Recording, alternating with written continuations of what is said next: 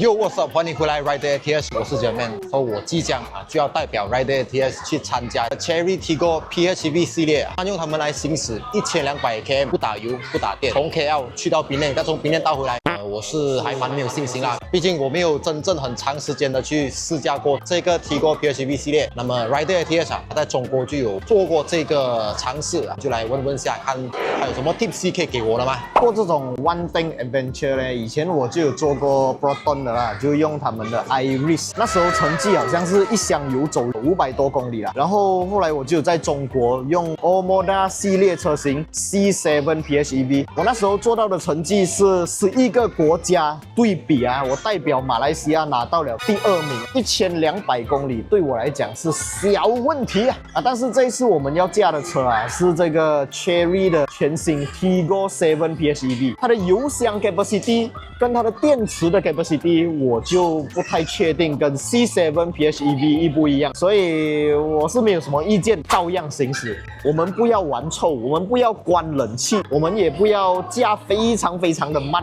没有意思。因为我们要试的是这台车在真实世界有没有办法做到那么高续航的成绩因为这一次遇到了这个雪邦1年1度的一个大比赛S1K， 所以我没有办法参与，就交由我们旗下最强的车手之一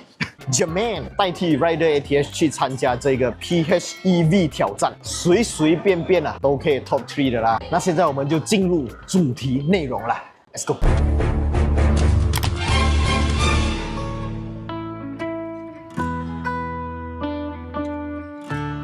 给我1分钟的时间，带你看看为什么假的德国机油这么便宜。蛮多人对 Huber 这个机油有蛮大的一个疑虑，168块就可以买到德国的这个技术，到底是不是真的？它有没有这么给呢？所谓的一些德国品牌啦，他们的这个机油价格一般上都非常的贵，可能都要300-400块。说关于是不是正宗德国技术的嘞？首先 Huber 这个品牌，技术方、品牌方都是在德国生产 Huber 的这个厂的老板嘞，当然还是有欧洲人在掌舵，流程也好 ，SOP 也好，都是跟着 European 的这个 standard 来做的。第二点，同样也是我个人觉得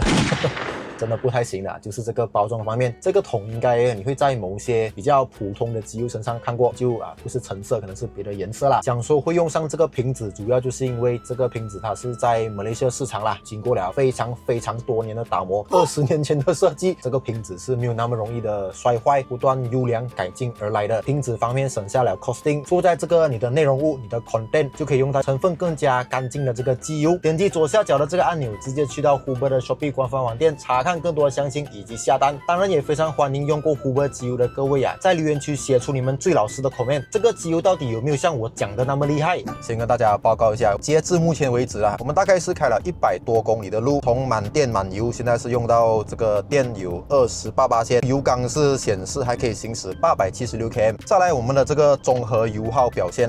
包括油包括电，综合到来是 3.2 L per 100 km。那么其实在现在的这个电量之下差不多28-29的时候，我就有发现到这个 Tiggo 7 PHEV 就会比较少用到电来行驶就开始 engine 也是有介入了。那么其实在我们刚刚开始从 KL 出来的时候，这个电还蛮多的时候，其实蛮大部分呢这个 Tiggo 7 PHEV 都是会采用纯电模式，然后其实现在这个电量也不太会跌了，就大概是在28-29左右徘徊它可能会自己去 recharge或者是讲会用引擎去驱动它，然后大概还要再开1个小时的路程。不过接下去的2天我们都还会继续开着这台 Tiggo 7 PHEV， 有什么 update 再来跟大家及时更新一下啦。OK， 所以现在就是来到我们的这个 Day 2那么今天我就尝试一下做这个 Tiggo 7 PHEV 的后座。那么先来讲一下我们接下来的行程然后我再来跟大家聊一下这个 Tiggo 7 PHEV 的一些大家最在意的这个油耗表现方面啦。所以昨天我们就从 KL 一路开车开了4个多小时不过都有大家轮驾到啦，然后就按时到达登干路，休息了1个晚上。所以今天一大早我们就再继续出发。所以距离刚刚我们从 hotel 出来，我坐了这个 Tiggo 7 PHEV 的后座，差不多有看1个小时多了吧。整体这个后座舒适性，那么大家都知道啦 ，SUV 座椅高度就比较高，坐起来确实是还蛮不错的。再来有几个我觉得还蛮不错的小细节在我这个膝盖的位置这边大家可以看到，这个部分其实是软的，车可能在走着会一直摇来摇去嘛，这边我的脚敲到的这一部分就是软的小细节了，我觉得 Chery 确实考虑到比较周到。再来这个腿部空间大家也可以看到啦，前面是一个正常的坐姿，所以我也有蛮大的这个 leg room， 整个乘坐空间我相信性跟 Tiggo 7的汽油版本应该是差不多的。再来中间这个地台部分，大家也可以看到是全屏的。关于这个油耗表现方面，其实我们现在会稍微有一点点紧张，因为我们的这个最大的任务是要做到满电满油行驶1200 km， 中途我们是不能够再进行充电或者是打油的。如果有的话，就算是这个 challenge 就不成功了啦。根据我们昨天算下来呢，我们的这个油耗表现方面是足够我们只走1180多 km， 其实是差了一个10几 km 啦。那么油我们改变不到了嘛，那个 fuel tank 多少油就是多少油了的，用完就是用完了的。唯一我们可以改变到的就是这个电池方面。据说今天的路线会有比较多的一些可能下山的路段，就会有蛮大的机会给我们去充到这个 battery。假设是这个电量会充稍微高一点的话，这样子我觉得还是有概率可以 cover 掉这个10多 km 的吧。我们就接下去看看一下今天的这整个过程里面，我们有没有办法把这个整体的续航再提高，真的完成到这个1200 km 的挑战。这点也是我在今天的这个 trip 里面会非常期待的一部分。等下应该也会换成我驾车，然后再来跟大家分享一下整个油耗表现。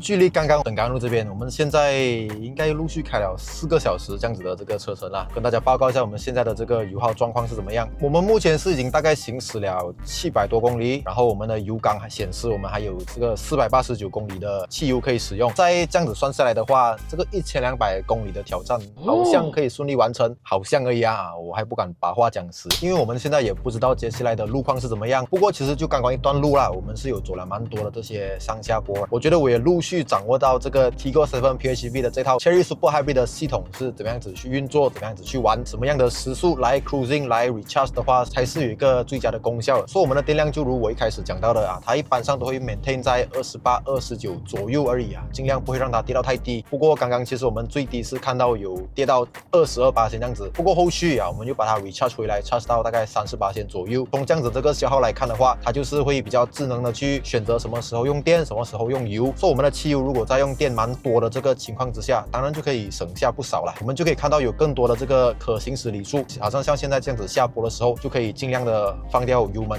让它去溜。这样子 recharge 的效率呢，大概是16到18个 kW 啊。以这个 recharge 自己 regen 的这个力度来讲的话啦，当然你不要讲你拿枪去 plug in hybrid 啊，现在我们做不到嘛，只可以靠这些下坡的时候很努力去控制那个 pedal， 然后当然也要非常注意你的 electric drive power， 这个电动马达的输出是多少个 kW 啊？我个人的做法，个人的 tips 啦，就是尽量不要超过20个 kW， 这样子一来就做到一个比较好的平衡啦，就 engine 也可以帮忙出点力，对于这个电池的消耗也不会到太过大。我们现在距离今天的酒店就还有大概差不多1个小时半，接下来我们再看到目的地的时候，这个油箱还会剩多少的汽油。OK 啦，今天就是这个 Chery 的 Media Drive 的 Day 3， 关于这个 Tiggo 7 PHEV 啊，其实我自己也是算是开出了点小心得啦。那么我们现在的可行驶里数是还有318 km， 有24%的电量，目前是已经行驶了1226.9 km 啊。那么 average speed 大家也可以看到啦，54 km/h。这个数据是根据我们今天从 Penang 的 Pride 过到来怡保的这边 average 的时速啦。其实算是可能60%的 highway， 40%的这个 city 道路，我觉得这个时速还算是可以接受的范围。而且在这个期间，其实我们也割掉了几辆同样 convoy 的这个车，而且今天早上到现在都是我在开啦，我也没有特别把车驾很慢。其实在油耗表现方面的话，我们也是有蛮高概率可以完成这个1200公里的挑战的。当然等下的路况是怎样我完全不懂，现在是在一个下雨的情况，可能会有点风，阻力会更大，会更吃油吃电。因为现在我们的总行驶里程已经是走了1000多公里，再加上油缸现在显示的可以走300多公里，1200公里应该是绰绰有余啦。那么我们现在从怡保吃午餐的这个地方，等下去回 KL 的 Bamboo Hill 大概是240多公里，非常期待接下来的这个路况，或者是讲这个 Tiggo 7 PHEV 还可不可以给到我一些比较不一样的惊喜。就是我觉得我可以割掉 convoy 的一些车辆，我可以比他们早到目的地，然后我的油耗表现还可以做到比他们漂亮的其中一点呢，更多的是我会去看它这个 regen 为车辆充电的时候这个功率也好，甚至包括到电的输出都好。我觉得我的这个窍门啊，跟大家分享一下，大概就是在60到70公里的时候，用这 medium 的这个 regen 力道其实是非常的完美，尤其是你在 highway 的时候，因为如果 high regen 的话，你把油门放开的话，其实这个拉扯的力度很大以外，同时你的时速还降很多。如果这个时候你离前车太远，那你就要再踩油再追上去，盲目的把 regen 放在 high， 它未必是一个最高效率的 recharge 这个 regen 的方式，所以我个人是会把它放在 medium， 然后维持一个60到70的这个时速，在这个时速之下，我放掉油门，它 regen 的这个功率其实就是最高了的，最高是有看到可以 regen 到30个 kW， 然后在6、70的时候，我稍微送一点点油门，让它每天在60到70之间的这个时速，也都可以稳定的回冲8、9个 kW 的这个功率。所以我发现到啊，其实反而在跑 highway 的时候，这个 Chery Super Hybrid System 反而是更加有机会去进行充电、进行 recharge 的这个功能。反而刚刚我们在一个塞车路段啊，在一些城市道路的时候，这个电池的电量就会跌比较快。所以我觉得这个就是大致上我体验到一些这个 Chery Super Hybrid System 它的厉害的地方，甚至是讲它的这个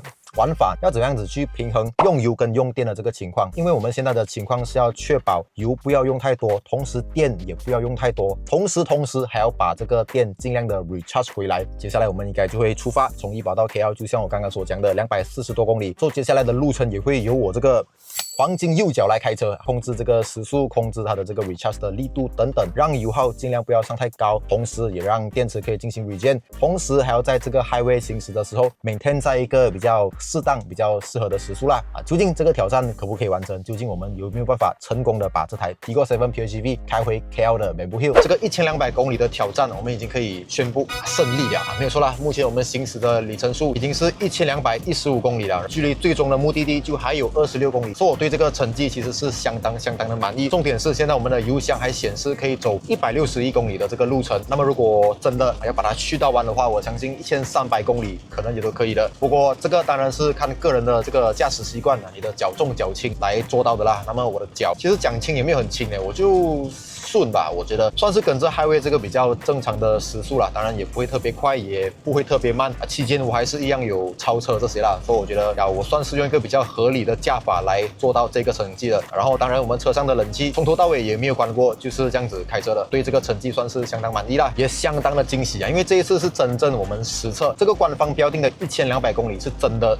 可以做得到的啦。看到没有，我都讲了，我们真的是随便都可以把那个车驾到1200公里以上，那么好的成绩是 Jermaine 就像平时开车的方式，可能有稍微用省油一点的脚力来开车，都可以驾出1200公里，所以我对这台车真的非常有信心。所以如果你们想要买一台又有 EV car 的那种动力表现，你对 EV car 有里程焦虑，你又想要可以打油的话， PHEV 就是一个非常好的选择了啦。Chery 全马都有 showroom， 赶紧到你们邻近的 showroom 去体验 Chery PHEV 的魅力。不管是 Tigor 7 PHEV 还是 Tigor 8 PHEV 都去试驾。就像我一直讲的，这个世界上是没有完美的一台车，但是有最适合自己的一台车。Chery 的 PHEV 系列车型适不适合你呢？赶紧去体验喜欢我们的影片，不要忘记订阅、按赞，还有分享出去，小铃铛要跟它嘟下去。我是阿豪 ATH， 当然还有我们的Jermaine，我们下一部影片再见啦 ，Goodbye。Real stats, real speed, real grip on the line.